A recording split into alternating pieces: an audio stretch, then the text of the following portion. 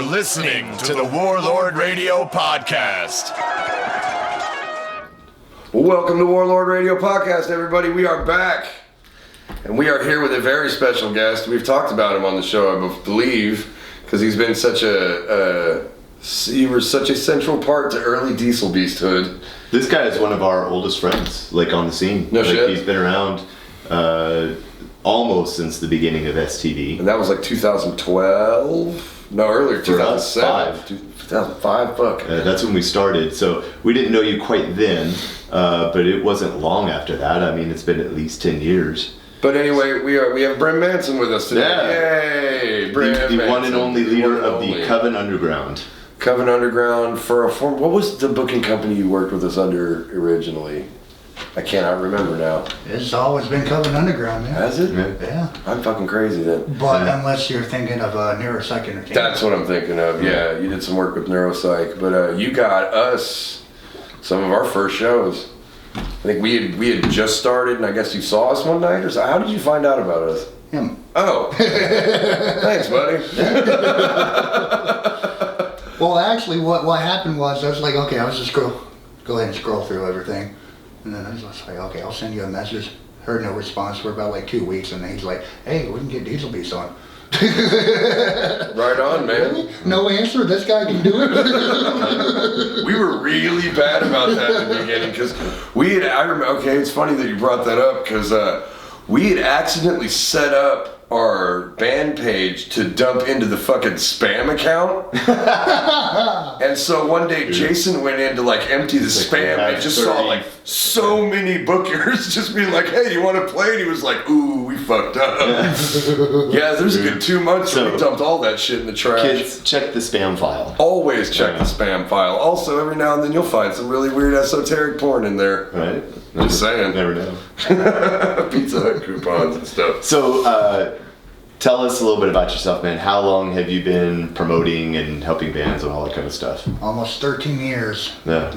You know, got my first start when I seen a punk rock show over at, what was it, Rubber Gloves? Uh-huh. I think it was like a white trash party or something like that. So, Rubber Gloves was one of the places that punk and metal bands could play. It was like our Denton. DIY venue. Yeah, it was like a DIY venue. It was stuffy as fuck, hot and sweaty, but it was cool. Saw some killer shows there. The one thing that sucked about that place was that the bar was in the other room. Right. That was so like awesome. about halfway through your set, the entire room would clear out. Yeah, to go get another round. To go get another round, but they come back with drinks and shit. But it never failed. Like halfway through the set, the whole room would fucking empty out, and I'm like, did we blow it? It's like, no, they're just enjoying it over there now. Yeah.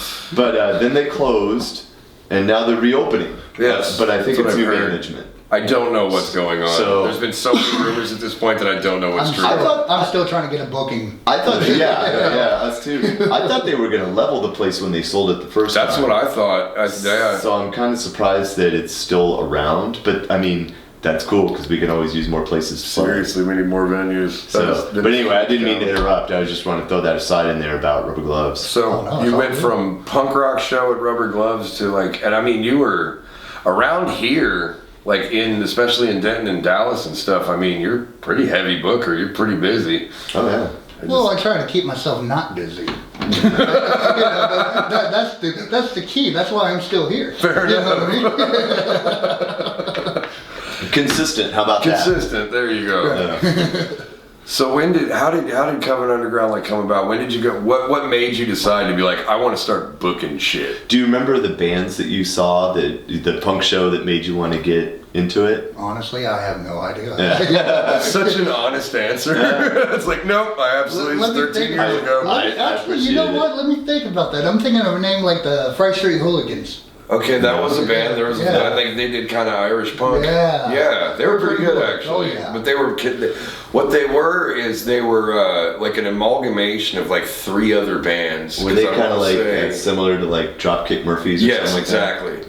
But I want to say, wasn't Lundy Night in that band? I want to say that some of the guys, I might be completely fucking this up, but I want to say like a couple of dudes from Dirty Harry were in that band, a couple of dudes from Mugzoo were in that band, and like maybe a dude from like Dolly Braid or some shit. Like some of, when I was a teenager basically, some of the bigger bands that were around. They were kind of like a Denton supergroup. Exactly. And they did like pub punk, and it was pretty fun. Everybody knows I've got a soft spot for like traditional Irish music, Hey. so like I loved them. Yeah. I thought they were pretty damn good. That's cool. I though. would get excited and drink beer to that. Absolutely, it's just great beer drinking music. That's like I'm waiting. Maybe one of us needs to do it, but I'm waiting for the full-on pagan folk metal band out of Denton Fuck that yeah. we could just go drink and listen to like Finchel covers or something like I would that. absolutely do that. Shit, I might do Come that. out in kilts and animal bones on stage and everything like That's that. what I want for Diesel Beast so bad. I want to see that, desperately around here. Right on. Good to know that there is a market for my dream. Yes. I'll be the drunk guy in front. Yeah. You always are. I know. So you saw the Fry Street Hooligans, and you were just like, I now want to deal with some of the most erratic and flaky people I've ever met. Honestly, that came later. That was basically just me just scouting around. Okay. See how things work. Okay. See what goes on. You know what I mean? It doesn't make any sense to y'all, but It does. A lot of good sense to me. Though. No, because it's a weird. You have to navigate all kinds of shit when you're a booker or a promoter or something like that, and then still try and turn a buck at the end of the day. Otherwise, what are you even doing? Right. So it's like. I started doing this at 19. Well, yeah. I'm 32 now. You're pretty damn good. Like, what I like about you is you're consistent. You're fucking organized for the most part. Like, there are a lot of people that don't do what you did. And, do their homework and scout around and just be like, I am a booker. They put their hand on a rock and just yell at the sky like, I promote bands now. Yeah. And then, that's how you end up playing a fucking, oh man, we're playing that. Did you hear about that house party in Crum? No. It is a no alcohol, no drug venue, all ages. Wait. I didn't book the fucking show. House party and straight edge? Yes. So I don't want to go now. basically, the only band that'd be allowed to go there is Earth Crisis. No, we have to play there. So you're telling me I need to party hard in the parking lot? Yeah, Which would be exactly. their We're driveway. we're bringing the van. We're getting super fucked up in the van. Are you kidding? They said we couldn't bring any drugs or alcohol in the venue. I can have it in my bloodstream. Right, It's fine. So, okay, yeah, please give me more details. I'm intrigued. We got booked for because have you done any of the house parties yet that we've been picking up? Because we've been losing the venues. I'm pretty much interested in it, but Yeah. at the same time, It's a lot. With the law around. It's kind of like And that's a very good point. The law shows up often. Yeah. Yeah. But apparently, I think it was a benefit show for somebody, and we got messaged, and we had a good time at the house parties. What I like about the house parties is they are typically 18 and up, which is fine because 18-year-olds buy our shit. Right. Straight up, like we sell T-shirts at house parties. So Yeah. that's why I like house That's awesome. parties. And I don't know. There's usually a shitload of people there, so it's like a really good fucking crowd. But so we were like, yeah, hell yeah, we'll do this house party. And then I guess Monogamizer booked one at the same venue like a week before. And then Randall calls me. He's like, because we're playing the show with Lament Configuration. Okay, and this is in Crum. It's in Crum, yeah. Which, for anybody that doesn't know, Crum is a tiny little It is town a north of Denton. cow turd 10 minutes from here. Yeah. It has a Sonic now, though. I hear they're moving on. Well, that would be big news in Crum. I'm not trying to disparage Crum, but you guys are fucking tiny. I'm We sorry. recorded our first album in Crum. Did you? Yeah. Where?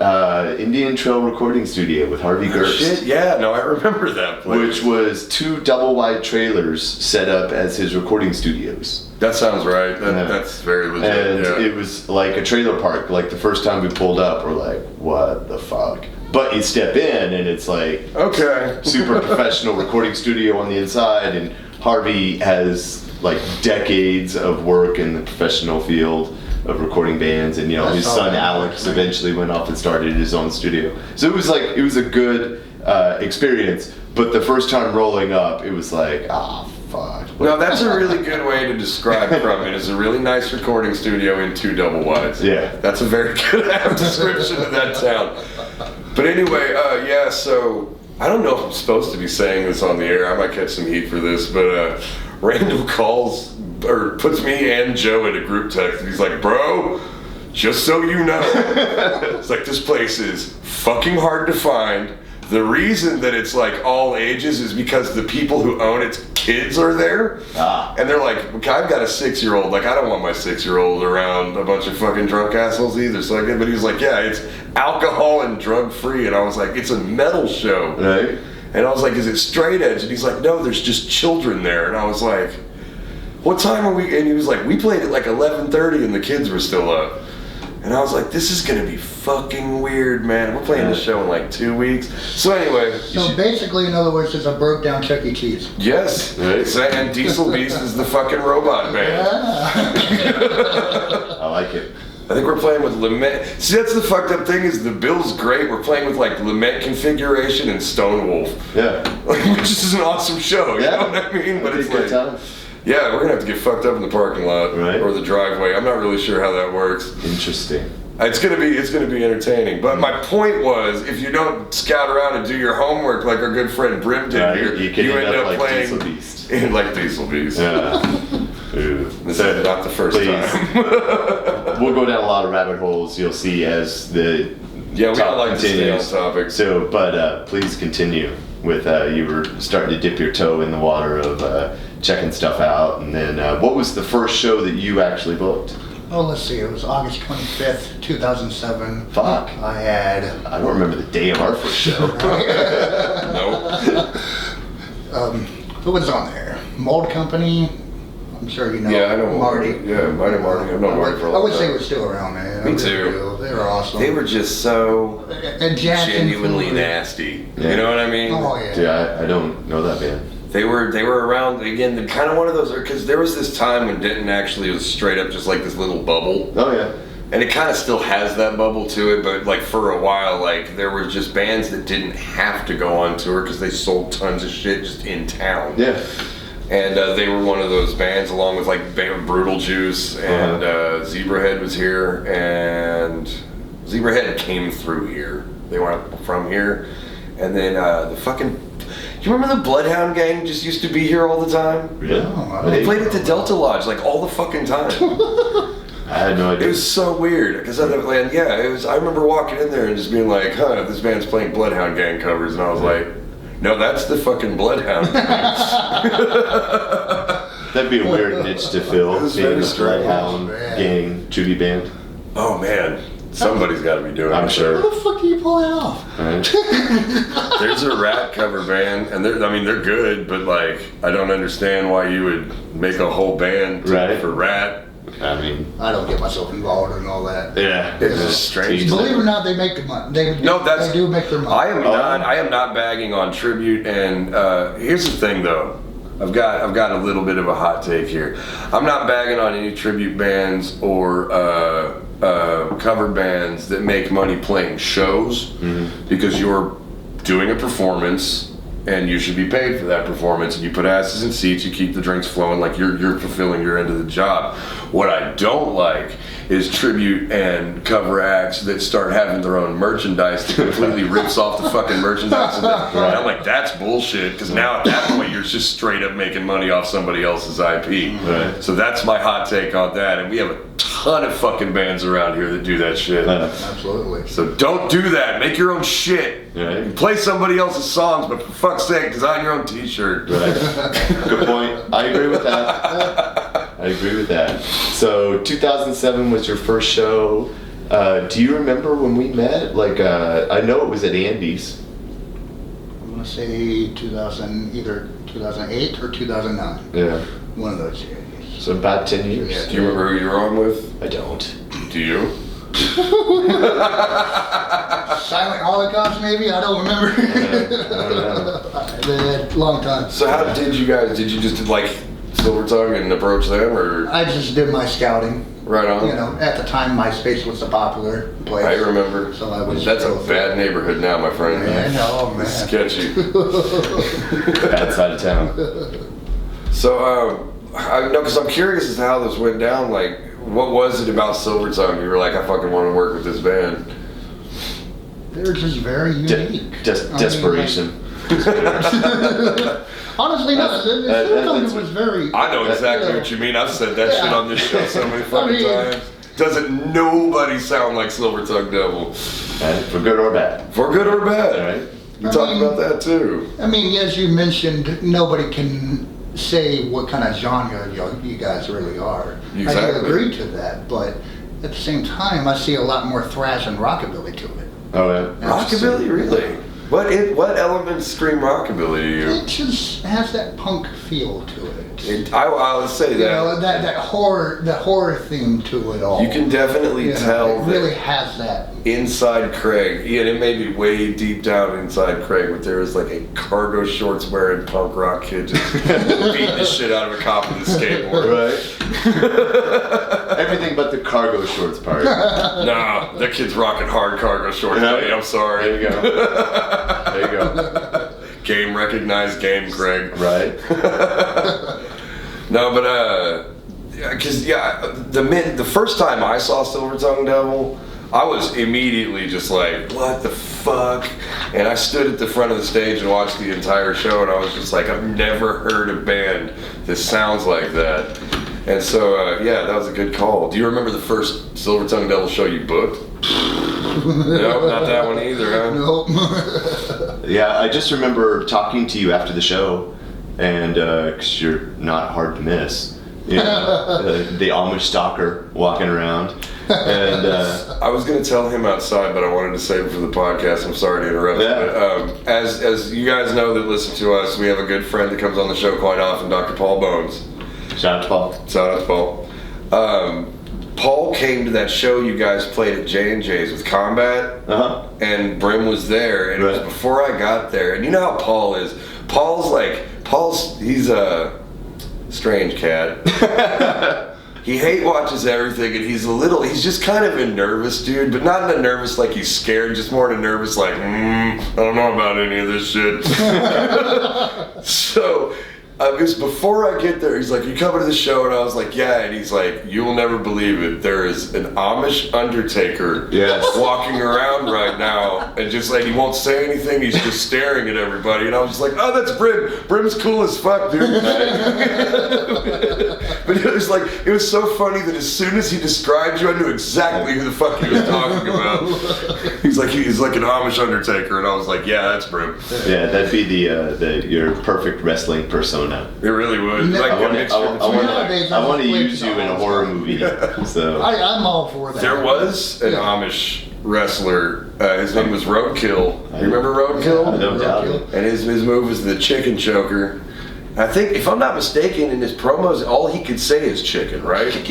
Chicken. That's it. Right. Like, that was the only word. And yeah, he was just this huge Amish dude. And apparently people fucking hated him because he would beat your ass in the ring. Didn't pull any punches. His tag team partner was a Mormon gimmick. Are you serious? Yeah. I don't remember the Mormon. Yeah. Oh, that's funny as shit. What was his Did he name? carry around the tablets? Or? Honestly, he just, Foot clock you with his bike helmet. Right. but he had like sexual theme related to his finishers and all this and all. Of course he did. Yeah, absolutely. That's when you're talking like roadkill and stuff, you're talking like ECW, which was already punk rock as fuck during the Attitude Era, which is the attitude where wrestling just had no class or taste whatsoever. Right. So like people got away with fucking murder back then, especially in ECW. I remember seeing Janet Jameson's tits on TV. Wow. Like that was Busted him out. Like this was before wardrobe malfunctions and shit, so they didn't have a dump switch on the live camera. right. And yeah, man, she just busted her tits out, and I was like 13, just like, this show is awesome. I bet that blew your mind at the time. Awesomeness. Fuck yeah, man. But anyway, yeah, it's just so funny because when I will ask somebody if they know you, I'm like, do you know Brim Manson? And they're like, I don't know. What's he look like? And I'm like, he's like how tall are you? Like 6'5"? 6'5".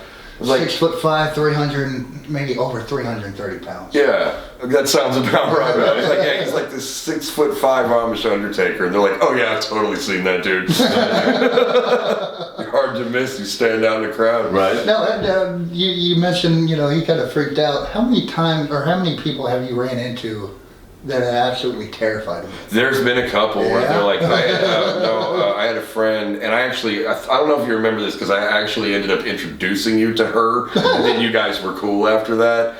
But you walked up and, you know, could just said hi to me like you always do. It's not like a cheerful, it's just Brim just being like, hey. And this girl just scoots real close to me. And then he went off to do something, and she's like, what's up with that guy? And I was like, that's Brim, he's just freaking the squares. You should have fucked with her. You should have, like, whispered in your ear. I'd be like, Brim knows something about me, and there's nothing I can do about that. Brim's just in our lives. Cover your drink when he's around. He's not even gonna roof you, he's gonna put pig's blood in it. Yeah. Bill Cosby got that down. Yeah, right? Ah, that broke my fucking heart. That was one of the biggest letdowns of my life. It's like, guilty. I was like, oh. Really like that dude. I knew he was gonna be guilty though. Yeah, they still play his TV shows. That's crazy. That's so fucking. Theo, what you see? You got to drug the women before you touch the boobies. I'm pretty sure he's still fighting for his innocence. That's crazy to me because he's pretty much dead to rights. Yeah. Like they were like, we have video and shit, man. That's a tough one. That one hurt. I don't really give a fuck about many celebrities, but there's a few that, like, you know, they grab on you. They just do. Right. And when I was a kid, I loved the Cosby Show. That it was like, yeah, he's a horrible monster, and I was like, well, that's very unfortunate. I think it's mainly like ones that you look up to when you're a kid. Yes. Those are the ones, because like when you get older. And you're like, everybody's a piece of shit. It's like, you know, someone might be popular, you might really like their stuff, but like if I met like a rock star now, if it's not somebody that, you know, I liked when I was a lot younger, I'd be like, yeah, cool, whatever. Yeah, you know, it's probably like, dick. Yeah. That was why I had no problem fucking threatening Phil Anselmo. There you go, right? It's just like, I didn't give a fuck about that guy when I was a kid. Man, shit, no, I had a point. Oh, but no, No, I got this, shut up. I'm a pro. He's fighting it. No, now you just derailed me again, son of a bitch. No, when people, it's because to metalheads, we don't bat an eye at you. You're like, that's Brim. That's just what Brim looks like. He's an Amish Undertaker. But it's when the normies come out to the shows and stuff, and they're just like, it's like, is he like in a band? And I'm just especially like here around Tinton. Yeah. Because there's a lot of college age kids and there's. And not all our metal shows don't always just have metalheads. Right. A lot of times I don't even show up. Yeah, that's true. I show up when they least expect it. Yeah. I did. One of the funniest reactions I got out of somebody though is they were just like, "Is that dude in a band?" And I just looked at her and went, "No." Yeah. Then I just left it at that. And she was just like it confused her more. You could see it on her face. So great. But all aesthetics aside, you're a fucking great dude, and I've probably known you for at least 5 or 6 years now. Yeah. So, man, yeah. I mean, yeah, like I said, it's like you're one of our oldest friends in the scene, you know, that we've known and stuff like that because, you know, probably the band that we've played shows with the longest has been Electric Vengeance. Mm-hmm. And they've been around 10 years. Mm-hmm. Any of the other bands that shout out to Electric Vengeance. Any of the other bands that we started out with are gone. Yeah. And even a lot of the bands that came after us are gone. And same with promoters. Like promoters come and go.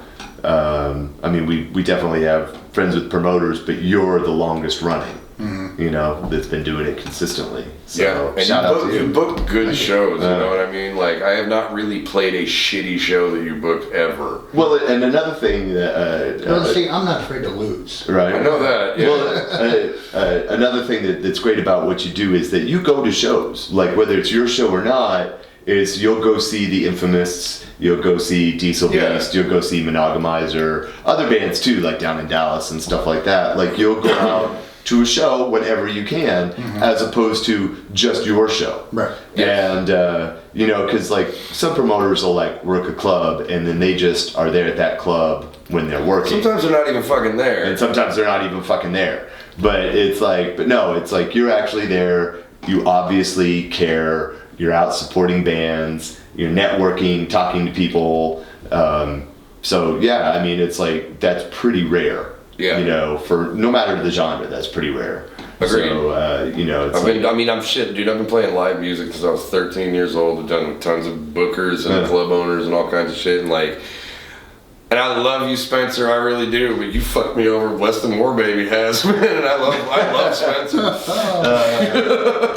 I'm not saying Spencer will fuck you over. I'm just saying he never did it on purpose. Probably. Yeah. Those were the drinking days. Just sometimes you gotta call Spencer and be like, "Hey, man, money you said that you were gonna give me. Right. I've never had to do that with you." But yeah, I don't know, man. It's always been a positive experience with Coven Underground. So, and then like, on top of that, you're this really rad dude who just fucking destroys Facebook with the most horrible and vile shit I've ever seen. I love it. Love it. I want to talk a little bit about that. Where are we at in battery life here? I'm going to double check here real quick. All right. We're working on a new medium. You're going to have to look at our ugly faces, possibly. If not, I'm less than thrilled about that. I'm very, very hairy. I like to be on camera the least amount possible. Yeah. So, are you from Denton? I am originally from Lake Dallas. Okay. Yes. You still out in Lake Dallas? Yes. But I've been here all my life. Did you so you came up in Lake Dallas and you've been out there the whole time? Yeah. Okay. That is just deep in rat tail country, Brim. I'm a little worried about you. That is. Have you ever really like gone into Lake Dallas, like deep into Lake Dallas? Little bit. I have gone driving into there, but I mean, not. Apparently, I'm just going to talk shit about all the small towns. I know, right? Yeah, we're just partying them all. A lot of band members from but I mean, I know. That's what I'm saying. If you're from Lake Dallas, your band is probably brutal as fuck. I have heard from several people that there's a very thriving meth community. There is a pretty solid meth community in only in the Dallas. lake area. Yeah, if you go towards the woods and the lake, you've gone too far, get the hell out. Yes, right. You're probably going to get eaten by somebody's discarded gator. The old guy from Friday the 13th needs to be there. Posted up, like, you're doomed. Going down the lake, going way down there, huh? Yeah, like, I might just do that one day as a prank. It's like, fuck, we reached the old guy. Turn back. That's your new like doom. The day you're done booking shows, you're just going to warn people away from the lake, and that's what you're going to do for the rest. Stay away. That would be amazing. That actually would be fucking incredible. If you keep coming, $25. Somebody will pay you for that shit. Not me. I'm going to the lake. I want to see what's coming into the lake. But yeah, no, there's quite the meth community. But that's what I'm saying about Lake Dallas. Like, if you were in a band and you are from Lake Dallas and your band is from Lake, it's probably a pretty brutal band. Like brutal death metal exclusively. Yeah, you actually, I think one or two members from Kill Everything from Lake Dallas. So. Oh yeah. Yeah, we talked about that. And then, and if you're from Corinth, your band is soft. I'm sorry. Sorry. You got weak genes. Unless your name is Mothership. Mothership kicks ass, by the way. I do. I like Mothership. Judge Smith, a shout out to you. There you go. Is Mothership from Corinth? Mothership Judge. I went to school with him. Okay. Yeah. Well, there you go. So. Yeah, I've always enjoyed Mothership. Class, so, yeah. I've never gotten to. We were gonna play with them at Dan's one time, and I was excited about it because they do kind of have that like kind of more stonery vibe, which I really enjoy. And then something happened at the very last second, and we got kicked off the bill. We got like bumped for somebody else that was probably gonna sell more tickets. Fuck that. Not nearly as good. Maybe not. I don't know. I'll make that call. We get to play with Monogamizer soon, so that'll be fun. Do you book Monogamizer in Limit Configuration at all? Trying to get into Limit Monogamizer. I'm gonna say about hit and miss. Yeah, I can believe that. Randall kind of yeah. drives that bus, is kind of what I gather. You know what I mean? And, like, he works with people, but I think typically he does most of the shit himself. Right. I mean, if I really want Monogamizer, I'll go ask Randall. Other than that, I mean, it is what it is. Exactly. And then Limit Configuration, you've heard them, right? Yes. Because they're pretty new, but they're fucking good, man. Oh yeah, killer guys. Really good. We've had them on the show. We have. Joe is one of my favorite drummers in the area for sure. He's killer. Maybe one of my favorite drummers, actually. I really love the way he plays drums. That was a hell of a show you guys put on with them last time. When I heard it. At J&J's? Yeah, that was a good show. That whole show was good. Yeah. I enjoyed the hell out of myself that night. Lament. I was bummed about not being on that one too, because I got asked to do that one. Yeah. Like, it's intimate enough to where it's not like sprawling and ridiculous, but it's like it's big enough to actually house some shit. Nice. So have you ever been out there? To Parker House? Yeah. I have indeed. Have you seen that stage out there? I have. I've been out to the Haunt before. Yeah, I didn't go to the Haunt. We played a show out there once on that stage. And I've enjoyed the Haunt. And I've seen the stage there, but I've never actually seen anybody on the stage. Yeah, so I know that's exactly the layout, like, but that's the problem is this stage just sits there, and I'm not kidding. It's like, man, I'll bet it's a 25-foot by 15-foot stage. It's huge, and it's raised up probably a good 3-4 feet, and it's got like full light racks and all that shit, and a sound booth off of the thing. But I mean, when we played there, like I said, it was cold as shit, and no one came to the show, and I didn't even want to be there. It was fucking cold, and the sound guys just either didn't give a fuck or had no fucking clue what they were doing. Yeah. And you kind of got the I want to say it was a benefit show for somebody. I don't remember. No. Anyway, but the venue, what I'm saying is there's 20 minutes from here, there's so much wasted potential for a fucking cool venue for like a one-day fest or something like that. yeah. And I just, I don't know. You should check out the location. It's pretty fucking neat, dude. And the owners were real nice. I met them briefly, but that's where we met Stone Wolf, and now we're playing a double-wide straight-edge trailer with them. I don't know Stone Wolf. Are those guys like, it sounds like a stoner doom band. It kind of, in my opinion, their riffs are great. I don't know who writes the riffs in that band. I think I want to get them on the show at some point, but whoever writes the guitar riffs in that band writes really solid fucking guitar riffs. But is that the style that they do? It's really more Sabbath-y, honestly. It's more like more doom. Little more. Well, it's a little more just metal in general. Like they kind of, the way I picked it was like the Sword, because there's definitely influence of like the Sword in there or something, like Old Sword, like Gods of the Earth, War Riders kind of shit. And then like Candlemass maybe or something like. Love Candlemass. If you don't fucking love Candlemass, like you're listening to music wrong. I love Candlemass. The only problem, because I've only the first time I saw them play, the vocals were fucked. Okay. Like sound wise, it wasn't the guy's fault. It was like it was a fucking horrible mix. And I remember distinctly thinking, I was like, man, if they ditched that singer, they could probably blah, blah. And then I saw him again in an actual venue with a sound guy that knew what the fuck he was doing. And the dude's got a pretty good voice. Yeah. But for me, what really stands out in that band is they just write solid ass guitar riffs. Sweet. And, that's what I always key in on first. So. And they seem like real cool dudes, but yeah, they did somehow talk us into playing. I don't know how the fuck we got there. I'm sorry. I'm still stuck on this double wide show. I found all this shit out like right before we came to here, and I was just like, I don't want to do this now. Should take some mushrooms or something before you play. I'm not saying I need drugs and alcohol to perform. I am saying I would prefer drugs and alcohol to perform. Yeah. Certainly. What was it? It's the it's like the Spinal Tap quote where the roadie is in the bathtub and he's like it's like, yeah, you know, I love the sex, the drugs, and the rock and roll. He's like, but you know, as long as I still had the sex and the drugs, I'd get by. That's such a true statement, though. I'm sorry. If you told me, it's like, we're going to give you all of the cocaine and goth chicks that the 80s could possibly provide, but you now have to play, like, I don't know, easy listening. Like I'd be like, I'm probably still going to new wave synth music or something like that. Yeah. You'd be like, fuck it. Yeah, I probably would. I would sell out for that. Right. Fucking ridiculous. So what is Coven Underground? How'd you come up with the name? Honestly, You just put two words together, didn't you, bro? it sounded good.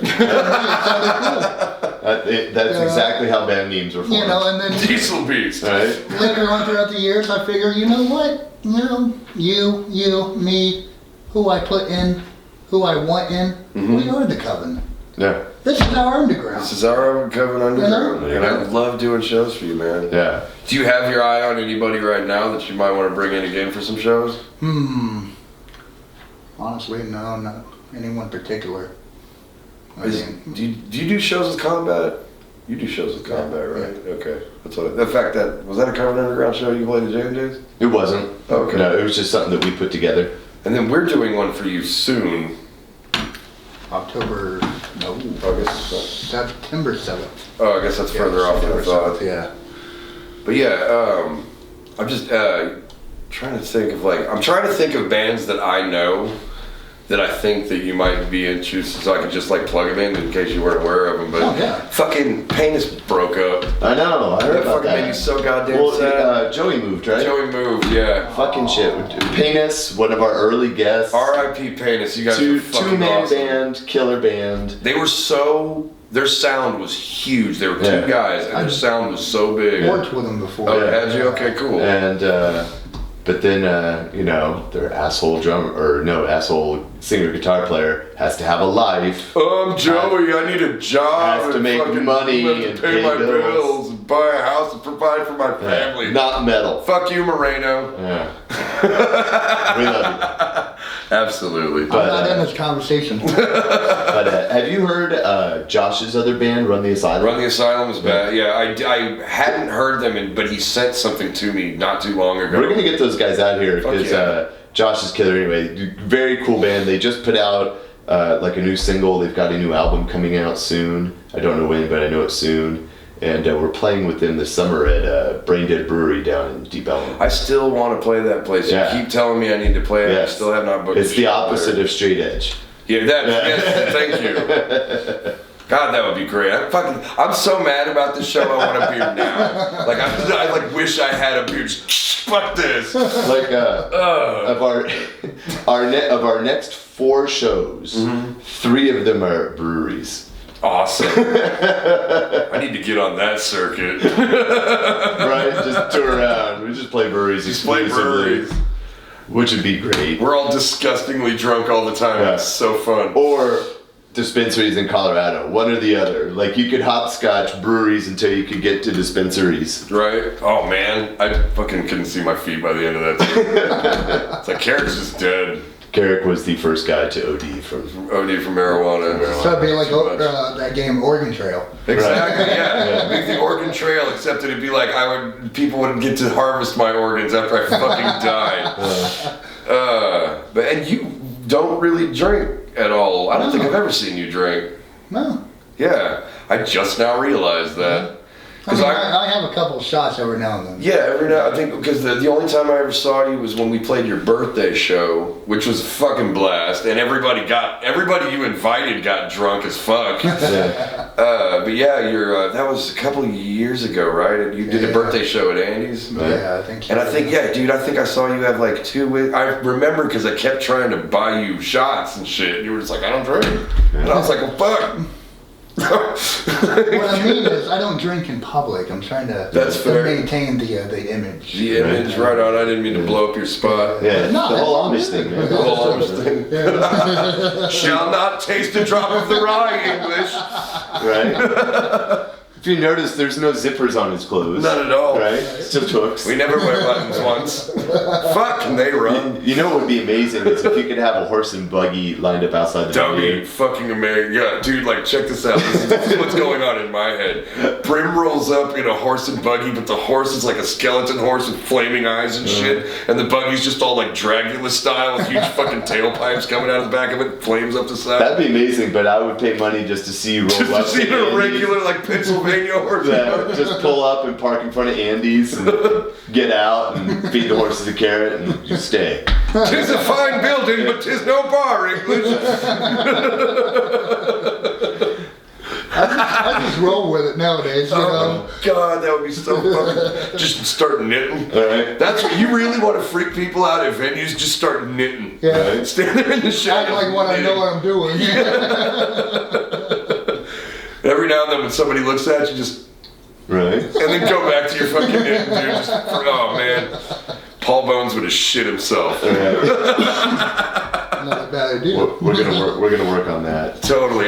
That's my new goal. Is I just eventually want to get you to just terrify Paul. All right. I love you, Paul, but damn, it's happening. Anyway, I think I'm about at smoke break time. Yeah. So we're gonna take a short break as we always do. I need my tobacco, folks. I'm and sorry. then we're gonna come back and we're gonna talk about this year's birthday show that you got going on. So it's a special event going on. We're gonna promote some shows, and then Brim and I are probably gonna talk a little wrestling. Sweet. Educate me. All right. Sweet. Oh, okay. This is Brim Manson, and you're listening to the Warlord Radio Podcast. Perfect. We're back. We are back. I smoked. Brim smoked. Everybody smoked. Craig didn't. They lit me on fire, so I would smolder a little bit. That was a dad joke, Craig. Brim was just telling us a story about how he just showed his mom stitches. What is stitches? I don't know if I know that. Like word. a serial killing clown. Basically, what happened, he went to a kid's party, blah, blah, blah. The next thing you know, he got murdered by accident. 6 years later, he comes back from the dead, and he rises like Dracula. So it's almost like a comedy. Okay. I can take a dark comedy, but it's like, is it brutal? Yeah, pretty is. Okay. It's like a Guar level brutal. Nice. I like shit like that. I just watched, I had never seen House before. Have you seen House? Oh, yeah. It's apparently a classic. I'd never seen it before, and then everybody was That's just a like, great 80s horror movie. It was coined to me as they were like, this is straight up one of like the best dark comedies ever filmed. It's like, it's not particularly brutal, but what it is just, it's perfect for what it is. You know what I mean? It's highly, highly enjoyable, and it's like one of those movies that, like, you know, drunk or stoned, or just late at night, you can pop it in and just like, oh yeah, I'm watching this. It's Army of Darkness meets Home Alone. In my opinion, that was the way I kind of described it. And for some inexplicable reason, George went. Right. He's not just in it; he like crushes it in that movie. Yeah. What else? You seen anything else lately? Just showing your mom horrible shit about clowns fucking people up. Yeah, right. I respect that. What about you? I've been watching a lot of the Joe Bob Briggs at the Drive-In on Shudder. I did finally watch the Texas Chainsaw Massacre one with all the It was really good. His whole commentary was fucking amazing. I also love that fucking movie. Yeah. We talked a long time about that last time, but I've been watching just a bunch of those, and then like everybody else watched Game of Thrones and. You watch Game of Thrones at all? I haven't seen one episode. You never saw one episode? I don't really care. Maybe. Wow, you show anything. Somebody's like, we have a bunch of swords and dragons and armor and tits and stuff, and I'm like, yeah, I'm gonna watch that. That's just me, right? As a person. Yeah. What did you think? I mean, I kind of agree with the general consensus. You know, it was kind of a letdown in the sense of. It wasn't up to the quality of the earlier seasons, but just as pure like spectacle, it's great. Oh, yeah. I mean, it's highly entertaining.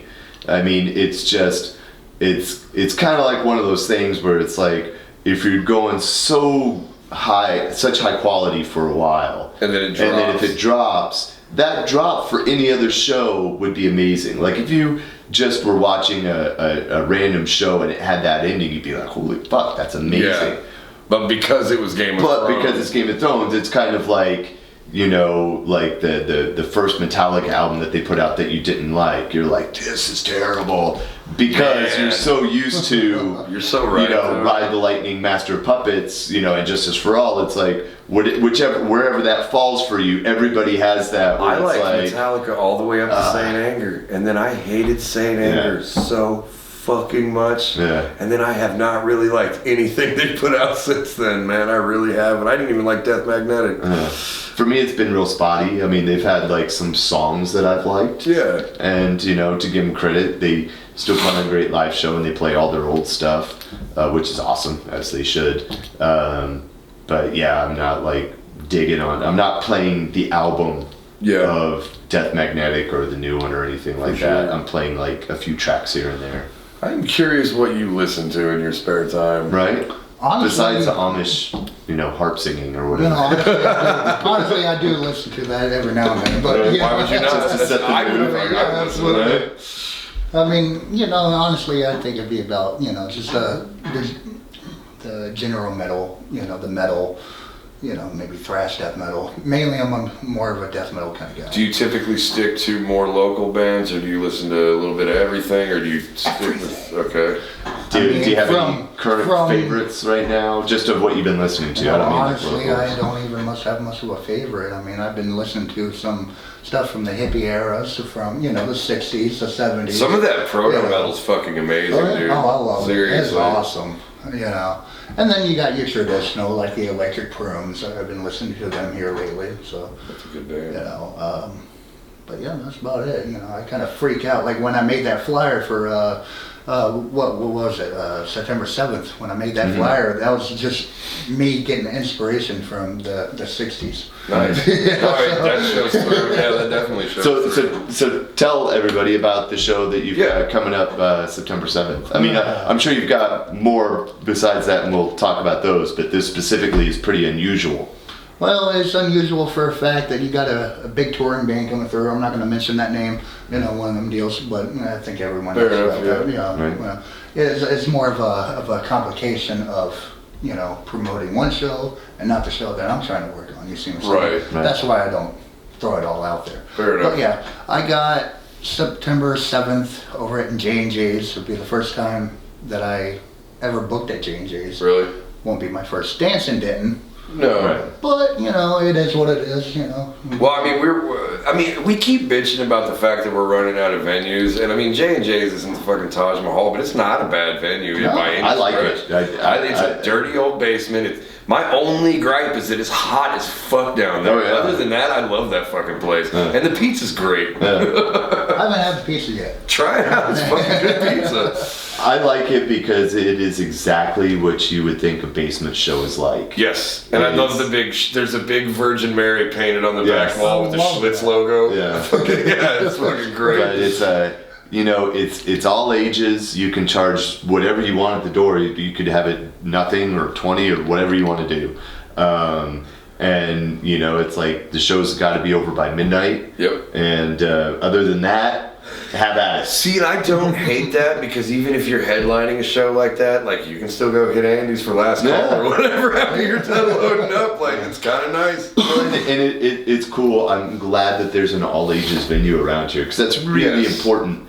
It's like, especially obviously most of the places we play are bars, and they're great. We love playing bars and all that kind of stuff, but it is super important to have places that kids can go to shows. Because that's where they discover that, because little Timmy didn't know he fucking liked metal until he saw Silver Tongue Devil fucking throw a spear. Or just, it's like, teenage kids that want to go to shows, that want to buy Diesel Beast merch. How are they going to do it? Because they can't go to Andy's. Exactly. That's why we do the house venues shows so much, is it's like... it's a little bit wider. It's less restrictive, because if you go to Andy's and you are not 21, you are not getting in the fucking door. Right. Same with Rubber Gloves, same with Abbey Underground, same with almost every venue in Dallas, unless you're a hot chick. Mm-hmm. Like, I've seen... Of which we are not. We are not, none of us. Have you ever seen that happen, though, where like a 19-year-old dude tries to get in and they're like, fuck no, and then some girl's like, I'm 19. They're like, we just gotta ask your hand, baby. And I'm just like, damn. I haven't seen that, but I'm not surprised. You almost want to walk up to that dude and just be like, you just got roasted, bro. Yeah, man, that shit's funny as hell. Right. But no, I agree. The all ages venues are nice, because like, you get people that don't typically get to do shit like that, and so they're super psyched to be there. They're super enthusiastic about what you're putting out, and that's, as a performer, you love to see that shit. I love we want to play for as many people as we can, and it's like, it's great. I'm not putting down one or the other. I just don't think it should be exclusive. Like, I don't think a band should only play all ages venues, and I don't think a band should only play bars, just because you're not going to get an audience of people that want to see you, like a cross section anyway. Yeah, it's you should be open to playing anywhere as long as it's vetted. You know what I mean? Like, dude, we played some weird gigs, but I'm saying, like, you shouldn't pigeonhole yourself just to bars. You should try to play like festivals and fucking weird state fairs if you can get on them, and like breweries where you play on the fucking porch and shit like that. My philosophy is that we will play just almost damn near anywhere. Yeah. and we don't care about that. And we don't, I mean, it's like, you know, we love playing with bands that we know and are friends with and stuff like that, but we'll play with random ass bands. Yeah. And cool, okay, whatever genre, cool, done. Because we're gonna do our show. That reminds me of y'all playing with that rap band. Yeah. A long time ago. You played with a rap band? Yeah. But they were cool though. It was like half metal, half rap. And there was like 2 rap groups of like, and each group had like 4 dudes. I played one show like and that. And it was us and another metal band, and I can't remember the metal band. Their name is kind of escaping me. I think they were from Fort Worth. Could be wrong on that, but I know they weren't a Denton band. But we played it at Andy's, and it was a kind of a split show where it's kind of like the rap crowd liked the rap, and then the metal crowd liked the metal, and there wasn't too much crossover, but a few of the people that were there to watch the rap show came up to us afterwards and were like, you guys are cool, we liked what you were doing, it's not really our thing, but we hear that a lot. Yeah. we get that backhanded compliment a lot, where it's just people like, at this point where they're just like, we're not really into that, but we thought you guys were cool, and it's like, sweet, we'll take it. Yeah, absolutely. Like I'll take respect. We're total whores about it. It's like, you know, it is. Why wouldn't you be? You know, yeah. We want to play to everybody, people's moms, to their kids, and to the hardened metal and punk crowd that only see the super underground. Like, we want to play to all of them. And if some people love it, then great. On the if flip some side people of that don't, coin, great. I mean, you gotta like give respect to those hip hop bands that played that metal show and like gave it.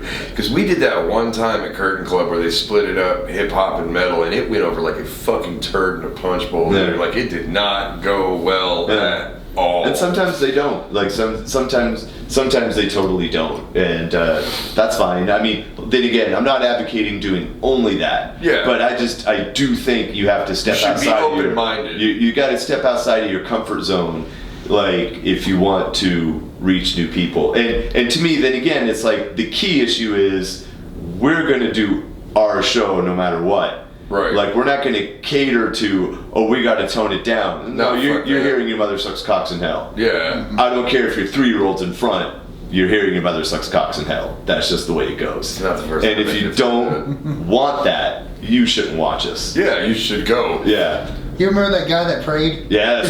What? Yes. What? We had a guy, like, fall down, get down, and, like, pray in the middle of our set at Andy's. I'll let him tell the show. Oh my god, I wish you would fucking videotape that. What happened? It was one of his shows. I can't remember who it was. Was it really? Yeah. It was one of your shows at Andy's. Was it like a particularly good? I'm trying to think of like what's Silver Tongue Devil's most satanic song, and that's like what's Lay's I don't saltiest remember booking chips. the band. That's the thing. It might have been John's show, John Williams. No, I think. I mean, I could be wrong, but I know you. I know obviously 100% you were there. But it was that. Yeah, I was there. And it was at Andy's, and it was a cross section of bands, and we didn't know everybody, which is cool, and everybody seemed cool. It wasn't that we had an issue with anybody, but there was one band that was overtly Christian. Like a Christian metalcore Oh man, band. that's fucking great. And so I love the fact that that makes it even funnier that they were a Christian metalcore band. Cause like we're hardcore, and they can't even make it through your set all the way without having to fucking pray. Yeah, and like we're playing, and I look, and there's literally a guy like just sitting in the middle of the pit with his legs crossed, and he's like deeply focused in whatever he's doing, and I'm like, all right. Kind of like if he was in the middle of the pit, did it ever occur to you that it wasn't even you guys, and he was just praying that somebody wouldn't stomp on his dick? I mean, I don't know. That's entirely possible. That would be so weird, though, to see. But it was like is that motherfucker praying? Dude was praying during our set, so I took it as a high compliment. Yeah, man. So I mean, it's like sweet. You're deeply blasphemous, man. Yes. That's my favorite part. Yeah. So back to the September 7th show. Like, what are we? Who can you talk about? And if we're, Yeah, you can talk about who's on the lineup, right? Yeah, absolutely. Yeah. Absolutely. All open to the public. You know, I got all my Diesel Beats, Right. Acoustic Devil. Right. Fuck yes. Who was that one band from Austin? Knockin' the Knockin'. Grim. Oh yes. I'm so excited about this show, and that's kind of cool because they're not metal, but that show is going to be fucking rad. Yeah. So by their own description, they're like neo-folk pagan. Yes, and you've got me ever since you introduced me to them, I listen to them all the fucking time. So our friends were very excited. We'd love to have them on the show, but Yes. no matter what, they're going to be playing here in Denton, and they are not to be missed. No, Oh. Yeah. it is a spectacle for sure. Their show is just. It's so dark, and what's funny is they're not playing half as heavy as most of us, Yeah. and they're not throwing out just straight up on the nose satanic imagery and violence like we are. Yeah. But it's just so much more cult, man. It's like fucking. Well, like to me, like I think a really accurate description of them is I think they would have fit perfectly in the soundtrack to The Witch. Yes, absolutely. And- they're very because they're real atmospheric and just fucking so dark. So there's let me see, there's cello, there's not saxophone, It's one guy plays piano. yeah, there's electric piano. It's a mix of classical instruments and like electronica. Yeah. And clarinet. Yes. Yeah. Sorry, blanked there. But so it's a weird amalgamation, but it sounds really cool and dissonant and spooky, and they're all classically trained musicians. Yeah, they're incredible, ridiculously good. Yeah, and they play in animal masks. That was what I loved, is because you let me listen to the music, and I was like, oh man, this is really cool and atmospheric and dark. And then you showed me the video of them, and it's almost like turn of the century, like robes and things like that, and then just like goat masks and fucking, they look so fucking evil. And I'm super excited about the show. As soon as you posted that flyer, I was fuck yeah, we're playing with Knockin' the Grim. That's badass. You can't forget about the opening act. The opening act being a special magician's act. Yeah. You know, What? Richie Flo. I know that Richie We Flo have does not music. played a show with a magician yet. I haven't either. So- Richie Flo's a local rapper, real highly respected, very, very talented. Sweet. I just learned he was a magician on your post. When you were like, hey, Carrot, do you know any magicians? And I was like, no, I don't. And then 5 people were like, Richie Flo. And I was like, Richie's a fucking magician? It's like, that's the guy I'm going for. See, with this show, it's kind of like, okay, you got that other show going on in Dallas. Okay, so I'm going to do something different. I'm going to go ahead and experiment with what I can do, what I like, that nobody else has seen before. Right. So within this whole 13 years, it's been nothing but metal. But, it's kind of like, okay, let's do something different. Let's throw some spectacle into it. Yeah. Let's do something all ages would scare the fuck out of somebody. Yes. No, I love that, and I'm down for anything. Yeah, I'll start a whole new band just to better match that vibe for those shows. But no, that's another reason that we love you as a promoter, is that you'll do wacky, You creative have stuff balls, like man. that. Yeah, straight up, Yeah. you have balls. A lot of people will play it safe to make, and you do definitely mix it up. Yeah. Oh, yeah. So, and then we've got your big birthday show Yes. going on in October at Wits End. Yes. So tell us about that. Well, I didn't book it, that's for sure. Nice. So that was a mix of our creations, because we had reached out to Matt Atkins of Wits End. Good friend and former, he's been on the podcast. Yes, and great dude, great friend. And we hit him up and we said, hey, we really want to do our album release at Wits End. And That honestly in Dallas at this point is my favorite place to play. Yeah, oh, I love great. it there. Yeah. It's awesome. I fucking love it there. Yeah. And there's it's just fucking cool, and everybody there is cool, and all the people that are whether they're there to see the show or not, they're fucking cool and will stop by, and it's just a fucking rad place. Yeah. So we were able to secure a date in early October 5th, and you know, he's like, cool. So then we just kind of like sat on it. We were trying to figure out like what to do.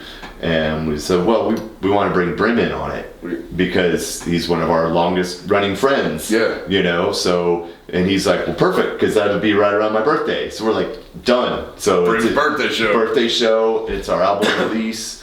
And then I will we've be at got that show. our good friends in Crop Dust, Chemicost, Electric Vengeance, and we got the Killer's Vision opening. Fuck yeah, man. I'm looking forward. I want to see that show so bad. Yeah. Killer's Vision. Unfortunately, we had him on the show. I want to get him back out. He will be back. Something happened, but Evil spirits corrupted the tape. Or I think we've talked about it. But it's one dude.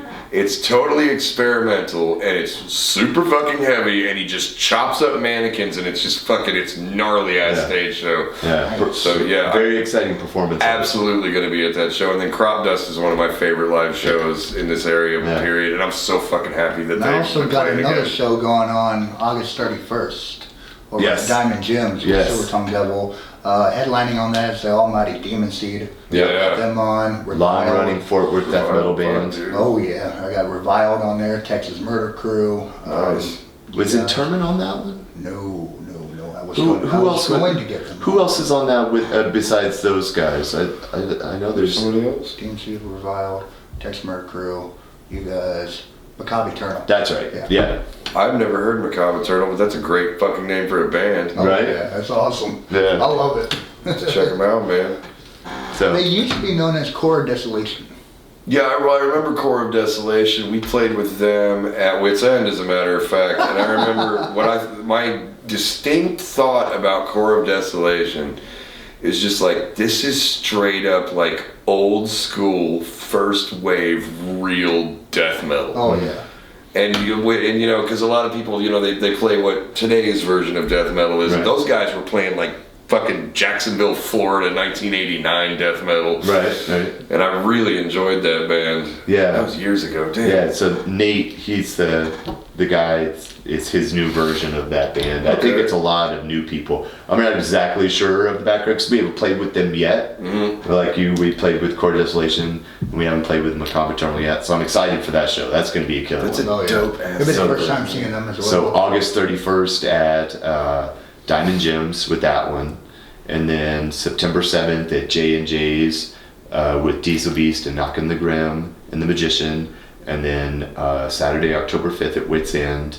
And then, do you have any other events coming up? That's pretty much it. I'm just gonna go. Go hard on those. That's a good lineup, though. That's a good way to do it because those are big shows, or hopefully big shows, and like killer lineups, and just promoting those and making sure that everything goes well. It's like that's plenty. Yeah, for sure. I mean, after that, whatever comes away, You just kind of like I just go with it, man. I got no words for it at this time. No, I love that. I mean, it is what it I love is. that you're just like, I feel like booking a badass show, so I'm going to. I mean, who knows? I may end up in Arkansas. I may end up over in Louisiana. Just walking highways, Awesome. dragging a possum behind you. I've never been outside of Texas or even outside of the North Texas area. I've never been. I don't feel like other states can handle you.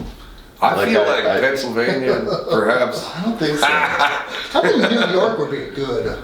New York, I don't know, man. See, I'm very well. I very well love the hardcore scene up there. Not bands like Anoxic Front, Sheer Terror. There's a really Madwell. cool documentary on Amazon Prime about the New York hardcore scene. It's cool. Oh fuck! I can't remember. I'll look for it. If you remember, I think it's literally like MIHC or something like that. But it's pretty direct. But it's a killer interview. It talks with all of like Madball, Agnostic Front, like that whole scene that started it and stuff like I that. was so Murphy's Law, dude. things like that. I remember that like Gnostic Front was one of those bands. Like I was in high school and like I had a buddy that really liked them a lot. Uh-huh. So and I had never heard them, Right. but I like acted like I liked them. You know what I mean? Right. And so when I finally fucking heard them, I was just like, these guys are fucking awesome, and this guy's lame because he doesn't listen to them more. Right. Like it was like this total shift in dynamic where I was like, I don't think you really listen to Gnostic Front, motherfucker. I saw them play a killer show when I lived in Oklahoma. They played at a little shitty punk club in Oklahoma City called the Green Door.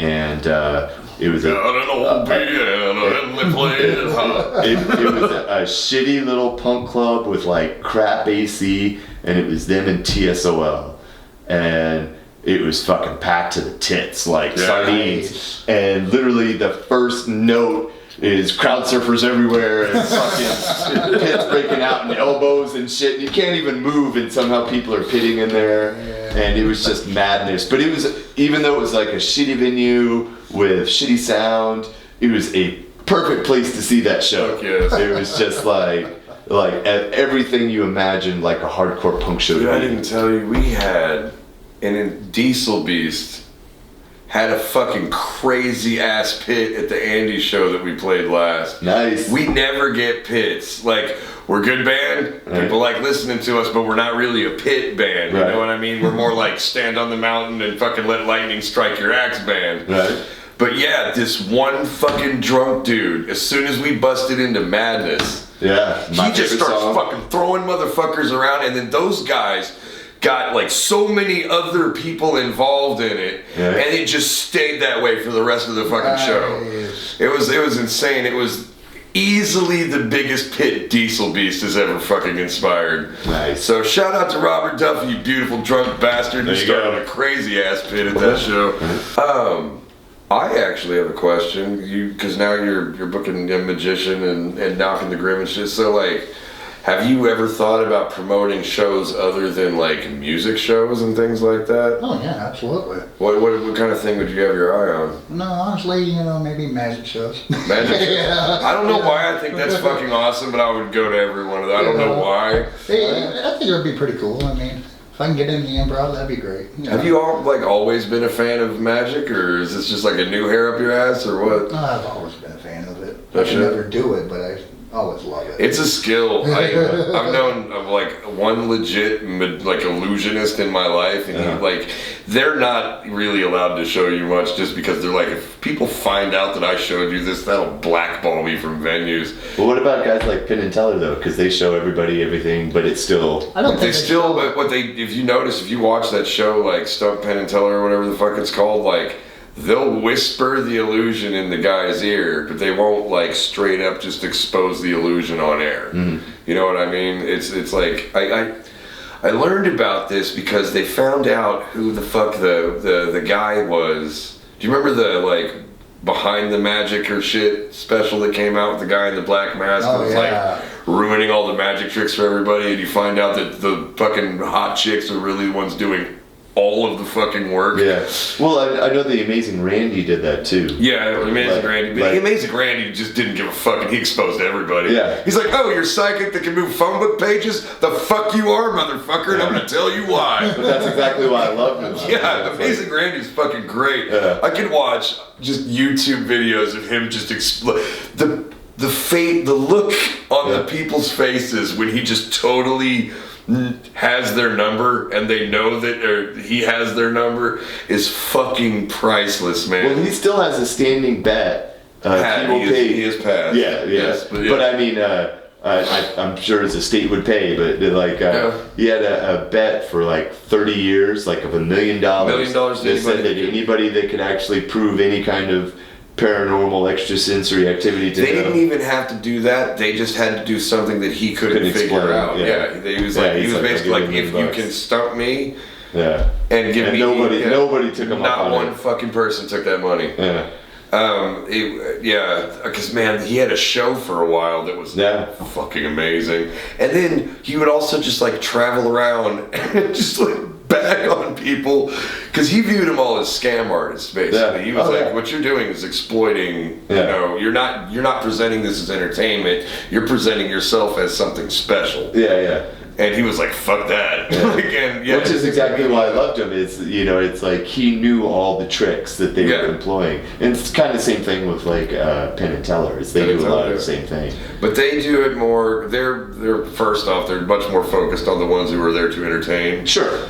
And but if you notice, there are certain things they do where like they'll kind of hint and maybe give you a little peek behind the curtain. But for the most part, even they play that shit real close to the vest and don't just like go exposing these guys' secrets. Yeah. Which makes sense because if that's what they did on that show, nobody fucking be on that show. Right. They would ruin careers. But yeah.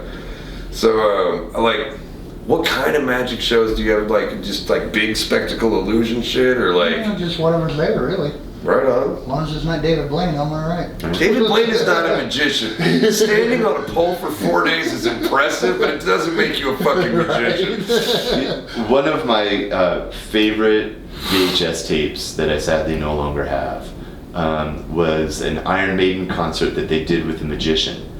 And it was amazing. Wow. It was right before Bruce left the first time in the 90s. So they still had all that on-stage heat. Yeah. And, they were real fucking mad at him towards the end. And it was a great show, and it was literally like, there was 2 stages. And it was like in front of like a studio audience. So it was like all interior, like a set. Right. And one stage was where Iron Maiden was, and then the other stage, which the camera would like pan over, was where the magician was, and he had the full like girl in a sequin dress and cutting people in half, and you know, like super Vegas-y type of magician. Yeah. But it was great. But Iron Maiden would be playing like 2 minutes to midnight, and then he'd cut somebody's head off, and then, you know, fly to Vicarus. That's fucking awesome. Then, you know, he'd pull like a dead rabbit out of the hat or something like that. But it was great. I would have loved that. Amazing. I loved it, and it was only released on VHS. It never came out on DVD. Oh, and let me guess, your VCR chewed that motherfucker up, didn't it? It was just one of those things where I lost the tape and moving, you know, houses and stuff like that. That's such a bummer. But yeah, I want to see that so bad. That would be amazing. It might be on YouTube or something, but if you can find it, the Iron Maiden concert. If anybody knows where you can find that, send it to us. That'd be great. It is well worth a watch. So, anything else besides magic, or? Because you and I briefly talked about maybe promoting a wrestling show one absolutely. time. That'd be fun. Because I don't know if anybody out there knows, I'm a big wrestling fan. Right. So is Brim. And I was like, what kind of, if you were to do a wrestling show, like what kind of thing? Do you think you'd go like straight indie, or would you do like death matches and shit? Or honestly, it depends on where you're at. That's a really good point. That's a very good point. If you're more up north, then I think that'd be more of a death match kind of deal. Yeah. If you're in Japan, it's definitely death match. Yeah. I think you could get away with it in Texas, but you probably have to mix the show. You'd have to mix in straight indie mat wrestling with like, and then you could throw death matches in there. Problem is with death matches, somebody's got to clean all that shit up. Right. Because like, are you familiar with death match wrestling at all? Bro. And see, the thing is with the deathmatch wrestling, most people do it for a free handshake and a hot dog. Oh yeah, that's true. I did. It is what it is. It is. The deathmatch wrestling. It started in Japan. I mean, it got a lot of different origins actually, like a lot of different elements. But the most famous early ones were in Japan for IWA, correct? FMW. FMW. I think. Okay, that sounds right. But anyway, it was like, they were insane stunts. Like, barbed wire ropes, like, and not like bent WWE barbed wire where they're nubbed off, like straight barbed wire with like meat hanging off of them after somebody hit them. Slightly rusty. Yeah, they would fucking barbed wire around ladders and shit like that. I remember I saw a match, I think it was Terry Funkin' McFoley, where the loser had to stick his hand in a tank of piranhas. Yeah. Fuck. Yeah, and it was like, they go over there. Yeah, like, and he just dipped it in, and they went to town for a second, and then he pulled it out, but it was just like, that's just the fact that he fucking agreed to do that is insane. But one of the most famous deathmatch wrestling, one of the most famous death matches that brought deathmatch wrestling to America, where we took it to a whole new fucking level, was the C4 match with Terry Funk and Mick Foley. Now, do you remember, like... Yes, it was actually a tournament. Terry Gordy was actually in that tournament as well. That's true. And honestly, I never really find him as a deathmatch wrestler, but he did anything he wanted. Terry Gordy was very much like a clean-cut, Speedos kind of really, he was just a fucking wrestler. Right. And Mick Foley, who most people know who Mick Foley is, but if you don't, like, picture like I think Jesse gave us an education on the progression of Mick Foley. but he essentially Mankind and Cactus Jack. Cactus Jack. What's the other one? Gold Star if you get the third one. Dude Love. But yeah, before any of that, he was Cactus Jack. That was the first one, and that's where he like really cemented his legacy. And he did a match into this tournament that he was talking about with Terry Gordy, with Terry Funk, and like kind of tell him about what the fuck they were doing, because it was insane. Man, it's kind of hard to describe. Like, you just gotta have to watch it, man. It was called a C4 match. Right. And there wasn't actual C4, but they had these like pretty fucking highly explosive like phosphorus fireworks. Right. And not legal. No, not here. Definitely not here. And their deal is like they had 20 minutes to do the match, and then at the end of the 20 minutes, the whole ring would explode if there wasn't a winner yet, or something like that, or some weird stipulation. It was like a stipulation after every 5 minutes. Yeah. Like the first 5 minutes or the first. Yeah, like the first 5 minutes, some of the bombs would go off. Second 5 minutes, more bombs would go off, or something like that. And at the end, the ring would explode. But they also had these like pressure boards, where if you slammed somebody down on the pressure board, it would explode. Okay. And now these guys, like, they were like, we knew we had to like fall and roll off of them and do all this shit. But the problem is like Cactus Jack and Terry Funk beat the fuck out of each other so hard. And keep in mind, this is all barbed wire ropes and shit too. Right. These two beat the fucking shit out of each other so hard that they kept like forgetting to roll because they're bleeding out of their fucking heads and shit. And Mick Foley, and this is what made him a fucking legend, was he got dropped directly on one of those things and it exploded and it gave him 3rd-degree burns all the way up his arm and his face and up part of his head and his back. And he kept going. Damn. And wrestled like another probably 10 minutes. Yeah, maybe. And finally, like, and they're still and he's just still wrestling, and you can see it just bubbling, sizzling and shit. And so he ends up, the fucking craziest thing about this is when the big match exploding gimmick at the end was supposed to happen, it was so lame. Like, it was just like, and the crowd did nothing, even though Mick Foley had just like destroyed his body for their amusement. And they were saying like on the plane ride home, he was like, I kept smelling barbecue, and he's like, and it took me about an hour to realize that it was meat, because he didn't wrap it up. Or paramedics, because this is Japan, they didn't give a fuck. They're like, here's your fucking money, guy, Jim, peace out, bitch. And so, yeah, he's like on the plane, just like all fucking gnarled up and burned and smelling like barbecue and shit. And he goes home to his wife, who's like, go to the fucking hospital. And the doctor is basically like, you have so many exposed nerves, like, it's amazing you didn't die on the plane. Right. And yeah, major infection. Yeah, and I don't know how much of that story is a shoot and how much is the work, which you now know what those things mean. But all I do know is that there is a picture of Cactus Jack after that match, and he's doing his bang bang thing, and he is just fucked up, man. It's so bad. So in the 90s, when Cactus Jack, he goes to ECW, that punk rock promotion that we were talking about with Paul Heyman, and he did a bunch of work there, and he was pretty good and pretty well known, and he was known for like a hardcore style. He also had the incident where Vader ripped off his fucking ear, which just even furthered his fucking reputation of being this just insanely tough human being. Right. And then when he hit WWE, it was right in the Attitude Era, so we're talking like 98, 99. The internet, or is it 96 is again when he hit, but like I guess 90s. When did he do the fucking I Quit match with The Rock? That would be 99. That would be 99, because that was the one that like, that kind of took them both to the next level. That and the fucking Hell in a Cell match. Oh God. Man. I'll talk about that, because that's not a death match, but he should have fucking died. Oh, yeah. Right. But anyway, so ECW like totally copped that deathmatch style, and they had Cactus Jack, and he was like, he was huge. And it was right about the time the internet started to get big, so like indie kids and the don't try this at home kids that do it anyway, like myself, started looking up Cactus Jack's older shit and seeing him like fucking fall off a roof onto barbed wire 2x4s and blow himself the fuck up and stick his hand in piranhas and shit. And that's kind of where the backyard wrestling thing came from. Right. Every single backyard wrestling promotion, anything ECW ever did, everybody that does deathmatch and hardcore wrestling always credits Mick Foley as one of the originators of. So anyway, like I was saying, and I think you'd agree with this statement of being a huge wrestling fan, especially. You and I tend to watch a lot of the same kinds of wrestling, I've noticed.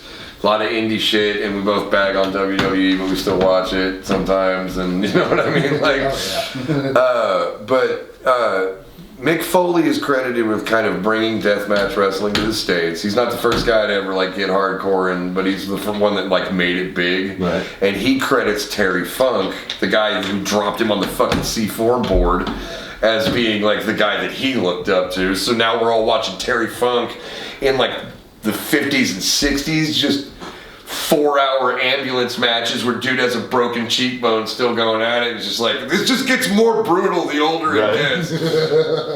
And so our entire generation came up on this shit, and that's when that boom of the backyard shit happened, and none of us could wrestle. We didn't have the athletic skill, but we could damn sure take a fucking chair shot or get hit with some light tubes or whatever the fuck. And for a while that became really popular, and there were wrestlers that made their entire fucking careers out of that shit, like New Jack. Do you remember New Jack from ECW? He had the gangster thing. He tried to kill Gypsy Joe. Did you ever see that match? Yeah, I remember that. But he never started in the backyard. He started Smoky Mountain Wrestling. He did start in Smoky Mountain Wrestling, and he actually like worked. Like he did actual wrestling matches with wrestling moves. Yes, he did. He really did. When he was Mean Mark Calloway, right? Yeah. But he got famous for like. Oh yeah. Well, first off, he was an asshole. So he like demanded that his entrance music be played the entire match, which is just fuck you. I loved it. Just like I did when I was 12, but as an adult, if I was the guy wrestling him, I'd be like, "You're a fucking asshole." Was it just like loop over and over? Yeah, it was like it was. Well, the good thing was if he lost, then the music stopped. That's true. That is true. I think it was Original Gangster or something like that, but it was like a real It was a Dr. Dre song. Yeah, but it had that distinct. Well, you know, but there's that distinct Dr. Dre sound that, like, if you heard it, you'd recognize it. But and I mean, this guy would fucking beat the shit out of you with guitars and vacuum cleaners and staple fucking dollar bills to your fucking eyeball with a staple gun, and like he New Jack. I'm gonna send you some because this guy like. There's a very fine line between wrestling and fucking assault. Right. And this guy crossed it. Just running right over it. You thought Gypsy Joe was terrible. He tried to kill that old ass man. Like legitimately tried to kill him. Have you seen the mass transit one? Oh fuck, dude. That's even worse than Gypsy Joe. You know that kid wasn't even 18 years old. He wasn't even a big wrestler. fucking dude. Yeah. There was a kid, I guess. I got my head hit with a toaster. Yeah, man. New Jack. The kid was in the back. He was like, I want to be one of the boys. I want to be a wrestler. Had never trained a day in his fucking life. Lied to Paul Heyman and told him that he had. Also lied, said he was over 18. He was like 16 years old. But he was a huge dude, so they believed him. And they were in the back talking about shit, and he had a match with New Jack, and he was like, somebody gigged me. And gigging is when you cut the other guy or get him with a fork or something like that to get blood on purpose. Right. And fucking New Jack, they get out in the hold up, man. They get out in the ring, and New Jack has this like it's a box cutter or something, right? No, it was just straight up fucking butcher knife. It was it was. It was just a butcher knife, a kitchen knife. Fuck. And he goes fucking coast to coast across this kid's forehead with this shit. Just splits it open. Just like almost scalps the motherfucker. Damn. And this is known as the mass transit incident. But yeah, because like as soon as it happens, like Paul Heyman completely breaks kayfabe, is like, this shit's over. This got way the fuck out of control. Paramedics are like hauling ass down to the ring. Wow. And dude, they tried to. I remember they tried to. the kid's family tried to sue Paul Heyman, and Paul Heyman was like, he lied. He told me he was 18 and had 6 months of training. I didn't tell him to go in there and just be like, hey, let New Jack gig you. Anybody that's been wrestling for 6 months knows not to let New Jack fucking gig you. But he went so deep. I also, when he tossed, was it, not Bull Buchanan, I don't remember who it was. He tossed somebody off like a fucking 35-foot scaffold. And Vic Grimes. Vic Grimes, it was Vic Grimes. Brim's on his shit. Yes. Because New Jack's crazy. This shit's like, this isn't even wrestling. This 30 is foot, more like 40 foot. Yeah, it's insane to watch. Because the scaffold goes like way over the ring, and it's damn near like touching the roof of the warehouse that they're in. Right. And then they've got like shitloads of layers of It wasn't tables. even a warehouse, it was an actual arena. Was it an actual arena? It Jeez, really was. That's so fucking high. It's so high. So they've got tables stacked on tables. Tables stacked on tables stacked on tables in the ring, and the whole spot is like him and New Jack are gonna fight up there for a little bit. Right, And then Vic was supposed to take a bump through the tables, which honestly, if you hit tables even from that height, like each one breaks your fall a little bit and breaks your momentum, and it still hurts, but you'll make it. Yeah. And the way New Jack tells it is he's like, they're up there in the scaffold. Have you seen that shoot interview with New Jack when he's talking about it? Because he's like, they're up there, and he's like, Vic's like, I don't want to do it, brother. And New Jack's like, fuck that, you're doing it. And he's like, I don't want to do it. And then New Jack's like, nah, fuck that, you're doing it. And I guess he said he had a stun gun or something in his pocket. And so he zaps this motherfucker and chucks him off the scaffold. Problem is, he's nowhere near the fucking tables. So he goes through a couple of tables. Yeah, but I mean, he wasn't anywhere near where he was supposed to be. But he goes off the scaffold, hits like the corner of a couple of tables, and then like full header into a fucking turnbuckle onto the floor. And it's just like, and New Jack's just standing up there like, fuck that motherfucker. Like, dude, this guy. How did he not die? I don't know. There's a reason why he threw him off. Was because he that table spot that he fucked up, right? What was the reason? It was something in ECW. In ECW, yeah. Because New Jack was known for taking like real big dives off. ECW was like a multi-tiered arena. Yeah, I mean they were basically on top of a balcony, exactly. Together. Yeah. And when he pulled Vic off the balcony, they both landed, but Vic landed on top of his head. Yeah, and he cracked his head open, right? Yeah. Like, I think, because New Jack said he's like, there was seriously like brain matter coming out of my ears. I hit my head so hard. And if you look at New Jack now, crazy motherfuckers. dude, if you look at New Jack now, like, one of his eyes is like way the fuck over here. The other one is fucking, most of his teeth are like fake and gold. He has these gnarly ass scars all across his fucking forehead. He just sits there like, fuck yeah, damn near try to kill Rick Grimes, man, fuck Rick Grimes. It's just, dude, he's like, he doesn't give a fuck. But like, I can seriously think of like 5 different instances where New Jack was just assaulting somebody. Right. But the one I wanted to talk about, did you see his last match with Necro Butcher? Yeah. Okay, Necro Butcher's fucking insane. But not in an evil way like New Jack, more in like a, I just really like pain way, I guess. Right. But I think Necro Butcher's probably bled more than any wrestler I've ever seen. Oh yeah. Yeah. I've seen it. Like, even more than like Madman Pondo or something shit like that. Madman Pondo tore his nutsack open. Deathmatch wrestling is crazy because it's all weapons. It's like some dudes have skill, but that's not what that shit's about. It's about fucking blood and guts. That's what deathmatch wrestling is about.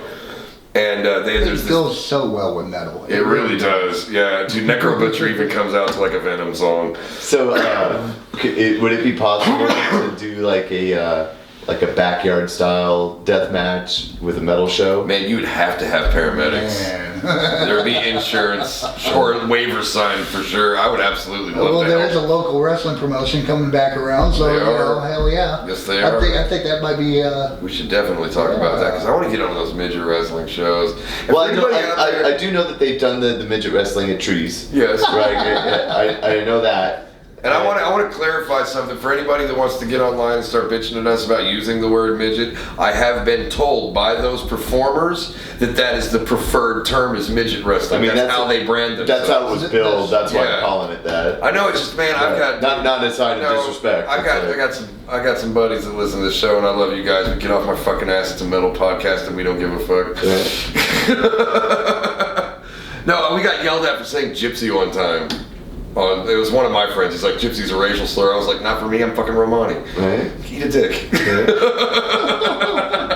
Say whatever I want. It's my show. Right. Anyway, that's totally beside the point. But yeah, wrestling and metal go very much hand in hand. But like a backyard deathmatch show during like some brutal ass fucking like Chemicost or some shit. Right. That'd be pretty fucking sick. Crop dust in a fucking, that's Doom, but still. Right. But it fits. it Crop would- dust would fit very well. fuck yeah, man. Are you kidding? Abel could probably get in there and fucking fuck somebody up. Shout out to Flash Driver. But all of this was culminating to, okay, so New Jack has almost murdered people on tape for millions of fans all worldwide. And I can't even explain. I'm going to seriously send you some videos. Because it's not wrestling, it's just him almost killing someone. Right. He did wrestle at one time. He did it one time, and he was He wasn't very good. well. And there's a ring, and aside from that, there's attempted murder. And then on the flip side of the New Jack coin, there's this dude named Necro Butcher who is very smart, very very humble, just a kind of a good guy. But his whole deal is like, we're gonna go out there, we're gonna make this look real good, and I'm gonna let you. He's like, I'm gonna hit you as hard as you hit me, but I'm gonna expect you to hit me as hard as you can. Right. And dude, there's a match against Samoa Joe where he straight up knocks Necro Butcher the fuck out. Like, they're both, he had this thing, Necro Butcher would have this thing where they'd set up 2 chairs in the ring, and then just full contact, full punch, no wrestling, they're just fucking decking each other in the face over and over again. It's like bare knuckle boxing. Fucking insane. It looked so goddamn painful. Then that was one of like his favorite gimmicks to do, and then there was all the weapon shit. What were the He wasn't chairs afraid for? To sit in so that they could sit there and punch each other in the face. So they'd be sitting and like... Yeah, they would sit there, they'd sit there and they'd take turns. One dude would just haul off and pow! And the crowd would go, oh! And then Necro Butcher would come back, pow! And it was like, these dudes are fully teeing off on each other. Right. And and that's like how he started matches. Fuck. And then bring in like giant panes of glass and fucking ladders. And did you see the match where they had all the ropes were completely covered in light tubes all the way around, like it was a white picket fence? So if you hit the ropes, you hit glass. Fuck. That's just what's up. And then at that point there was glass. There's another thing about Necro Butcher. He fights barefoot. And there's just glass and shit all over the fucking ring. So, the time Necro Butcher got knocked out by Samoa Joe, I guess he hit Samoa Joe hard enough to where Samoa Joe's like, I'm gonna fuck you up now. Right. And Samoa Joe takes him like DDTs him, which is when you get the head under the arm and then just drive his head straight into the cement, but he does it like off the apron onto the floor. Oh shit. I remember that power slam where Necro just landed face first. Face first. How do you land face first on In a a power, you do that when Samoa Joe wants to knock you the fuck out. But you see his forehead hit. You hear that like watermelon hitting pavement splat, and his fucking limbs just go numb. And like they give him a second, and then he gets back up and finishes the fucking match. Fuck. Another one, they've had to stop matches from him because he has dug out such huge chunks of himself that he's losing too much blood. That's happened like 3 or 4 times to him. But the one that I wanted to get at was New Jack's last match. He challenged Necro Butcher because Necro Butcher's the toughest shit, and like, and those two, they did a bunch of really fucked up shit to each other. But there's one point in the match where New Jack picks up this chain, and you can tell he's about to full on just whip him with this, and I'm talking like a thick ass truck chain. Right. And like, Necro Butcher totally breaks kayfabe. They're not ready. He grabs that chain, like fucking wrestles it out of his hand, and you can hear him. He's like, "You are not hitting me with this fucking thing." And I was just like, that was fucking great, man. Awesome. Because another thing that sucked about New Jack is he would fuck you up, but honestly, he didn't take much damage very often. Like, unless it was like a big match against somebody that like was just as fucking crazy as he was. Right. It was mostly him just like wailing on people. Yeah. But the Gypsy Joe incident. I laughed so hard over that. Okay, Gypsy. Because I knew for the fact that it's just, it is just a show. Yeah, exactly. And Gypsy called for it. That's it. He absolutely did. Gypsy Joe when this video was, and this is like 15 years ago, was, I don't know, 107. This dude had been wrestling since like it was Greco-Roman on the steps of the fucking Parthenon. Right. Like, he'd just been doing this shit for so long, he was so old. But he had a reputation for like stretching motherfuckers and like potatoing them and stuff and like wrestling real stiff. Right. Because, you know, he was like, oh, they'll underestimate me because I'm an old man, I'll show him this old man can whoop his ass. Wrong dude to do that too with New Jack, because New Jack apparently was like, I'll murder an old man. I don't give a fuck.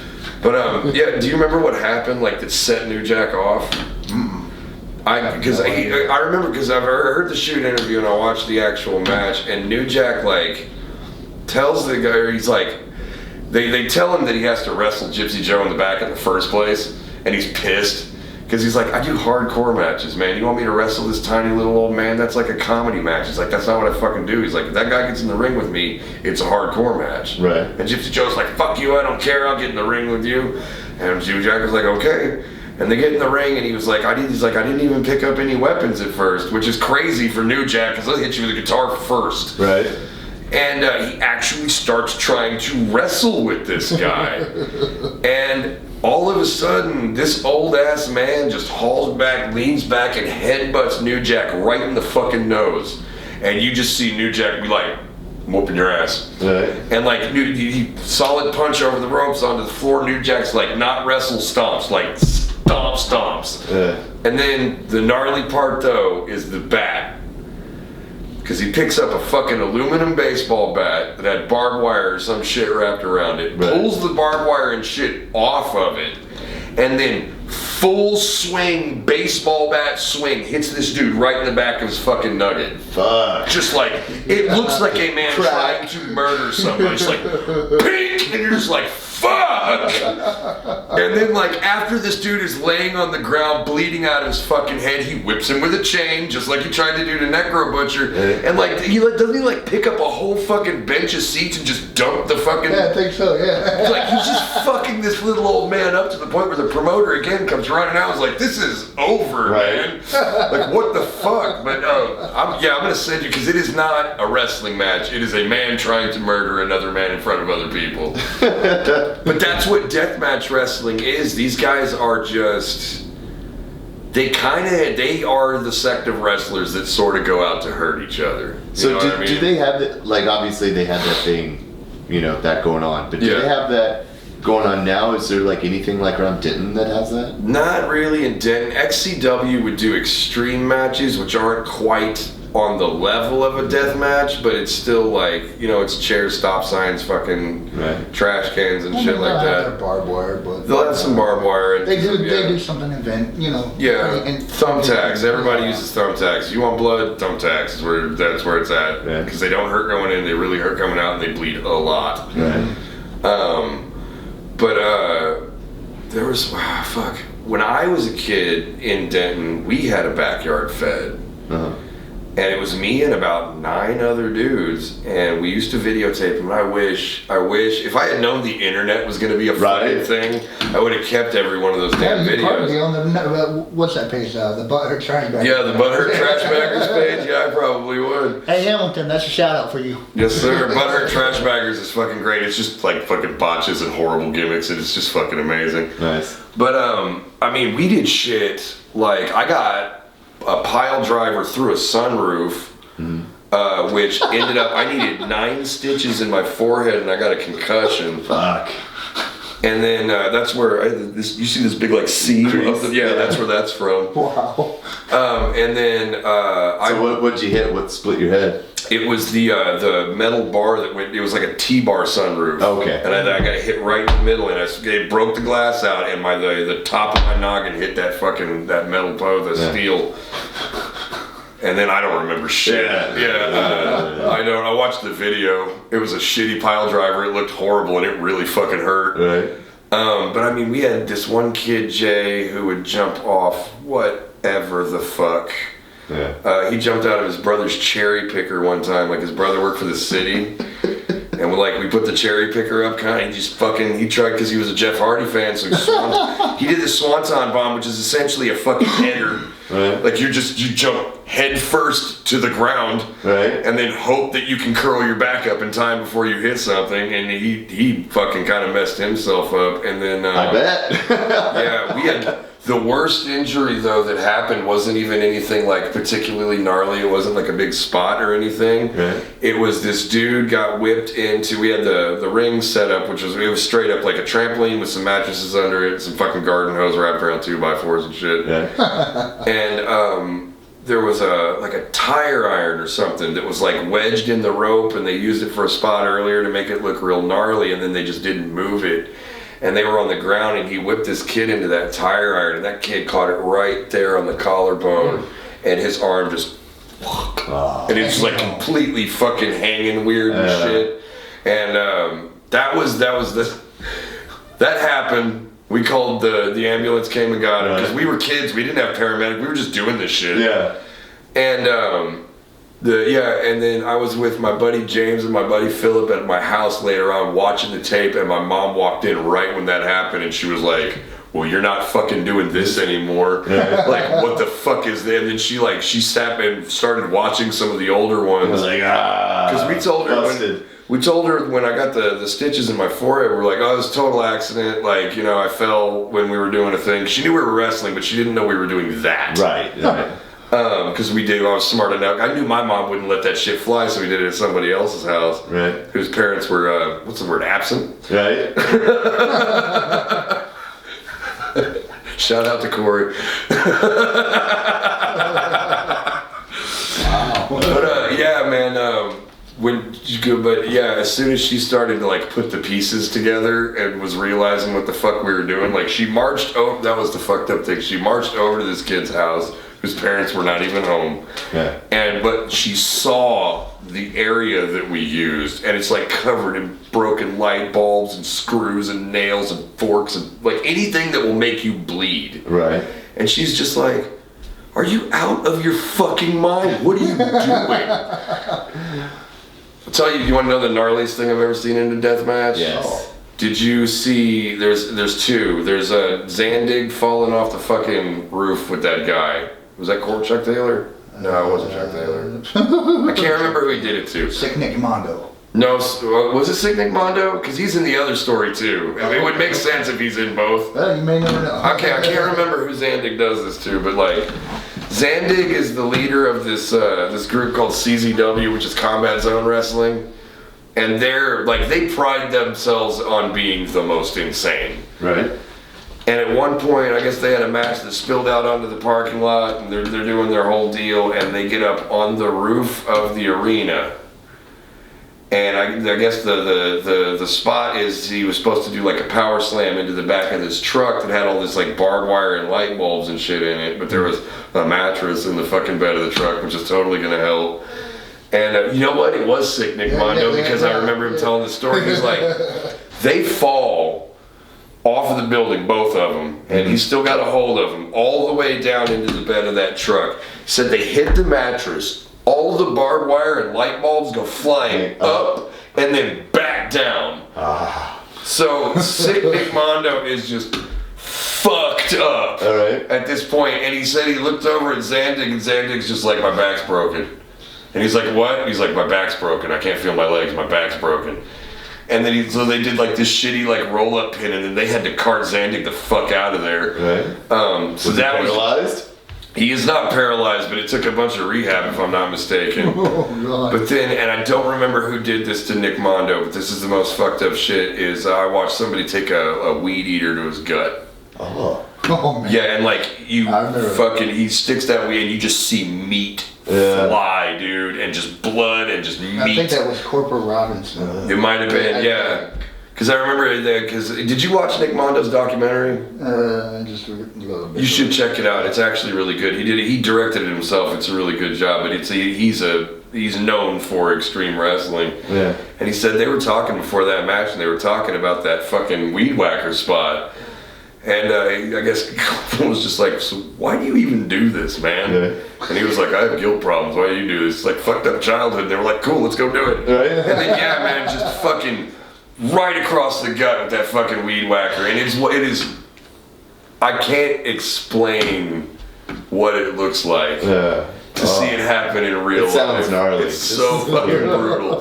Deathmatch wrestling is fucking insane. How do we even get started talking about deathmatch wrestling? I remember one Japanese film that I seen. I think it was like some. Well, anyways, they're on top of the trailer. The dude's trying to, one of his opponents trying to get down. The wrestler known as Shadow WX. I know Shadow WX, yeah. So he's on top of the trailer. The guy's trying to get down. He takes his light stick, breaks it, and throws it and impales the dude in the back. Yeah. Oh. Are you fucking serious? See, I'm always talking shit about light tubes because the light tubes don't really hurt that much. But if you use one as a fucking throwing knife, Right, as a javelin. So he just like fucking. Oh my god. That's so gnarly. That reminds me, do you remember when Sabu ripped his entire fucking tricep out or whatever that fucking muscle is back here? I don't remember. But they had a barbed wire ropes match and Sabu was really good about like getting between the ropes. He was real accurate. And he just missed a little bit and he got hung up and it ended up like cutting this giant fucking like big fucking piece of meat out of him. And like to where it's like you could have like stuck your finger in that shit and moved it around. Like it was bad. I'm telling you, I could go on for hours on deathmatch wrestling. They didn't even know this existed until tonight. I didn't. He was like, I was still like learning that the Iron Sheik was funny on Twitter. Exactly. I learn something new every day here on the Warlord Radio Podcast. All right, we could talk for another 4 hours with you, which means that we just need to have you come back out for another episode here. That's soon. Usually our rule of thumb. If we want to talk to you for more than 2 hours, you're coming back. Yeah. So it's been great having you here, and remind everybody like where they can catch you online, like if bands want to book a show with you, like how do they reach you, all that good stuff. Well, I'm very secretive. Just go ahead and just hit me up on my personal page. You can't miss me, Brim Manson. Brim Manson, Yeah. and then the name of the booking agency is Coven Underground. Coven Underground. And then there's a Facebook page for that, right? Yes. Yeah. Mainly just to promote the shows. Sure.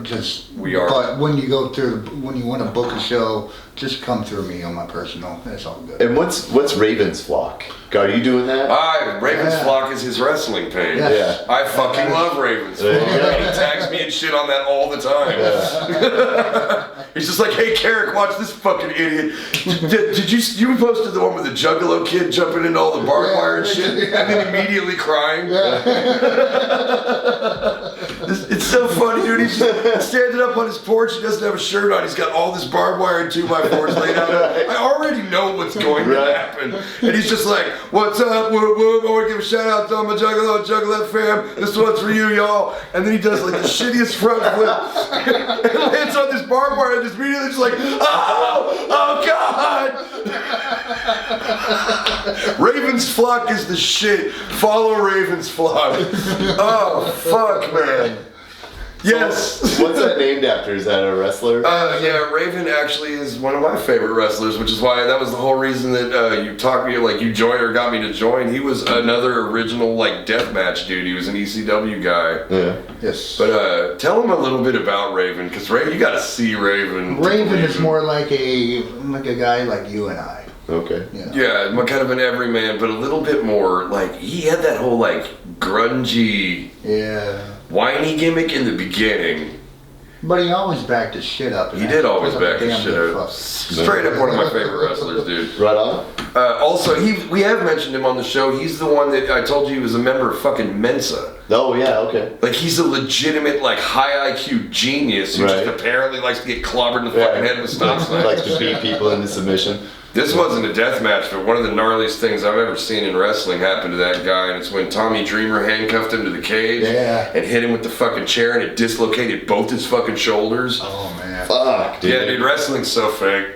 Right. Anyway, thank you very much, Warlords, for joining us.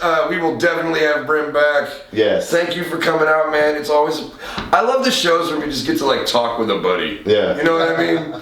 Those are always fun. And then, check out Coven Underground, Brim Manson, and Raven's Flock. And do you have anything else that you want to promote? Hey, Torrin King, it's good to see you again. Torrin. Shout out to Torrin. Thank you so much. So one more time, the shows that you got coming up. August 31st, Diamond Gyms. September 7th, over J&J's, and October 5th at Whitson. Perfect. Good deal. Well, Brim, thank you so much for coming out, brother. We greatly appreciate it, man. And we will definitely have you back so you can entertain everybody too much fucking fun, with dude. way more. We keep talking about it, but there's definitely going to end up a wrestling episode with like Jesse, White Deer, and you, Paul Bones. and Paul. And you guys can just round table yell at each other for 2 hours. We will. We and absolutely will. I'll bring some wild turkey or something just to enjoy myself while you guys are doing that. That's why we tell you the craziest shit we've ever seen in wrestling. But we will definitely do that. So thank you so much, and thank you everybody for listening. And remember, fuck Birdsome. There you go.